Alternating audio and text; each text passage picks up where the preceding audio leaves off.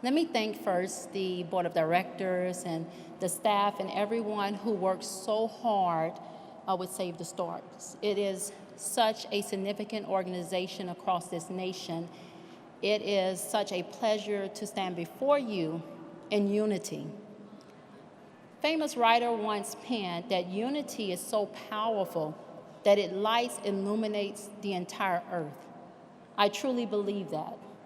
And it's so significant when we look at saving lives. It is so important that we unify, not only as an organization, not only as states who pass legislation each year to save lives, but as people, that we unify and that we transcend party lines, race relations, gender biases, and come together as one. Because no movement will ever be successful without the unity of people from all walks of life coming together. And so what I find so important as we do this work is that when we look at each other, we don't look at each other based on any party affiliation. That we don't say, well, where are you from? I mean, sometimes that's important, right? But in this work, what's important is, what do you believe? We believe that life is a sincerely held gift from God, right?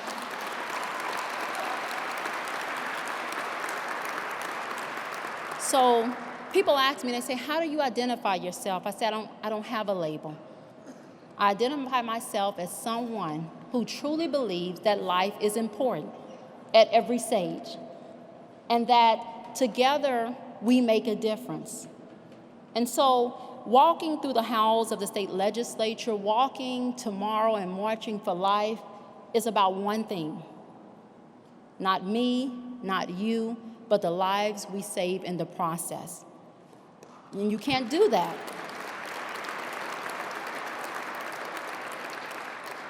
And you cannot do that without unifying. There's not a single thing that I've been able to do in my entire life that didn't take the help of someone else. My pastor always says this. He says that God always uses a vessel. So when God wants to bless you, he sends someone to help you. And he says, so unity is so very important, because if you look at your differences and not come together for what you believe in, you'll miss the blessing. And a lot of us around this country are becoming so unified on this issue that it's shocking other nations. But this is the issue. I told someone, this is the issue of the decade in saving lives that I truly believe brings us together regardless of who we are, where we come from, what we've experienced, what our background is. This issue is one that requires our utmost commitment to unify and to not ever look at our differences, but to approach this thing head on. You know, when you're in battle over this, and look, Sarah, Miss Huckabee, she can tell you, you're not looking for a party, you're not looking for anything, you're not looking for the person you grew up with. When I'm in battle and fighting for life, I'm like, are you with me? Are you gonna fight for life with me, Ben? Are you going to be there? That's all we look for. Because that is the only true thing that matters. I learned this at an early age, but I did not understand it, really truly understand it, until this life issue began to resonate in my spirit. I learned the Pledge of Allegiance. And I would always recite it in 4th and 5th grade, and you're asked to lead the pledge, and you're happy, right? When your teacher used to say, lead the Pledge of Allegiance. There's a phrase in there that says, one nation under God. And you know, you said it because you recited it, your parents rehearsed it with you, and they got ready for you to lead it. But it became very significant in this fight for life, that we are one nation under God fighting for life.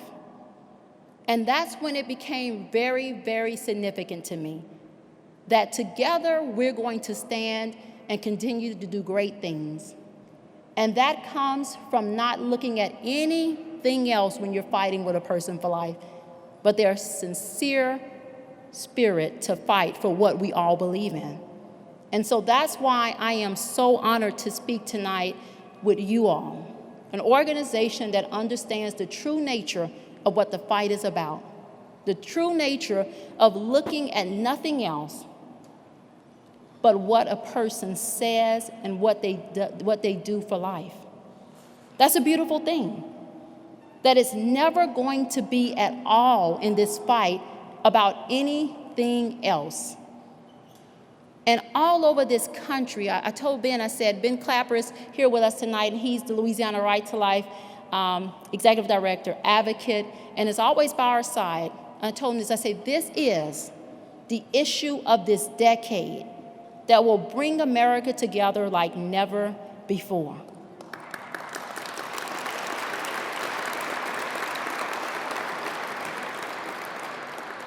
And so I tell people a lot, I don't care if you are black or white, Democrat or Republican, male or female, we're gonna fight together. And we're gonna fight for life like never before. And we're gonna advocate in a way that shows love to all mankind, regardless of their belief. Because by loving kindness, we gain unity, and that wins people over. And so in this fight, it has become very significant to stand all over this nation and not ever waver on the belief that life is important. And there's that unwavering faith that I've seen everywhere I've gone across this country that is giving me extreme hope for what we believe in. It is the one thing to me that everywhere I go, there's one language. We speak it, we believe in it, and we fight for it. And so unity in this has become paramount to where we're going, for the next level of success, for what the Supreme Court says in March, right? There's a case before the Supreme Court that originated in the state of Louisiana, and it's protecting women's health in the area of abortion. And we're not looking at who you are, we're looking for what you will pronounce as far as life is concerned. And so that's what my journey has taught me in fighting for life, is that everyone has something to attribute to the common goal of saving babies. And that in that contribution, regardless of how small I thought mine was, it was important. And regardless of whether, look, I learned today from 12 and 15-year-olds. I just left today speaking to a group of high schoolers, 1,600 high schoolers who are here for the March for Life, and from Louisiana. And speaking with them, they offer so much great insight. And so I said, you know what? When I get back to town, I need to come down and visit with you at your school. I need to visit with you at your school. Because together, it's not about age. We win. Together and standing in unity, we become one nation under God. What we've recited so much. We've recited that since we were young enough to speak. But it's time to unify and put it in action. And that's really what I've learned from fighting for life. It's the most unified effort that I've ever joined. It's the most pleasant fight I've ever been in battle over. It's the most satisfying and gratifying fight that we ever will breathe to talk about.